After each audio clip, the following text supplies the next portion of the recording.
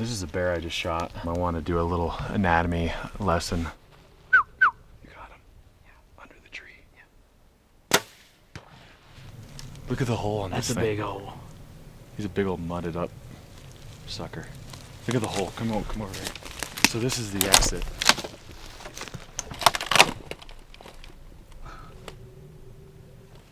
Perfect shot, huh? He's pretty jet black, really. This is a bear I just shot. I want to do a little anatomy lesson. I shot this bear right behind the shoulder. You can see this big hole. It's right in the meat of the shoulder. So I'm gonna cut this waist out. And let's look at where it went in actually. Okay, so this is the front of the rib cage here.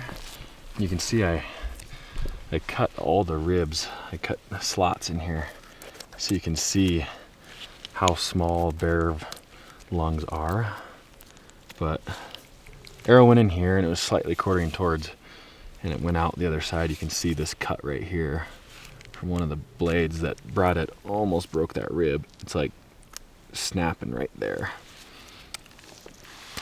But with bears, I mean, this is the front of the body cavity right here. And so right in the center of the shoulder is probably the far extreme forward that you'd want to shoot. There's the last rib right there. Here's the scapula right here. And then the ribs start back here. So you can see the diaphragm down in here. The diaphragm always connects to the last rib. It doesn't matter what game animal. Here's one more rib. Here's a rib. And the last rib is right here. So the diaphragm's all the way back here. You can see that's just 3 inches in front of the hip. But yeah, here's the kicker. The lungs aren't that big. There's no lung filling up the chest cavity right here. You can see right inside here how little the lungs are. Now obviously these have been deflated because I shot it through the lungs and it is dead, but very small compared to an elk. There you go. There's the center of the lungs right here. And look at that broadhead, that perfect X. Okay, so I dead centered that frontal lobe, but where was the entrance? It was right up here in the shoulder. So that main lobe is far forward, and then you have the rear lobe, which is right here, and it sits back here, but look how small that is. So when you go to shoot a bear, number one, the best thing you can do is shoot it with a big broadhead. Shoot it with an expandable, shoot it with a hybrid, something with a big cut diameter, because if you get it in this body cavity, you want to really cut as much as possible.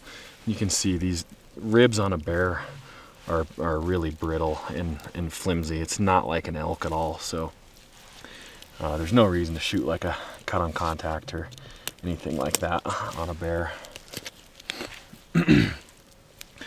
So there you have it. I shot that bear right here, and that's dead center of that front lung, and it was right above the heart. Here's the heart laying right here, which is right behind the shoulder and back. See, the heart is back here, so it's actually behind the shoulder of the bear. So let's just say that bear's standing there. Here's the elbow. See my thumb right here? Here's the elbow. And like on a deer, the heart would be up here. The heart on the bear is a little farther back. You have the one lung up front, and then, well, the main lobe of the lung up front, and then this piddly small lobe back here. So I would stay off the back half of the ribs, not a lot back here. Obviously, if you shoot here, you're gonna get liver. So the liver's, let's see, 1, 2, 3, 4, between 4 and 5 ribs up, you're gonna hit the liver right here in the stomach.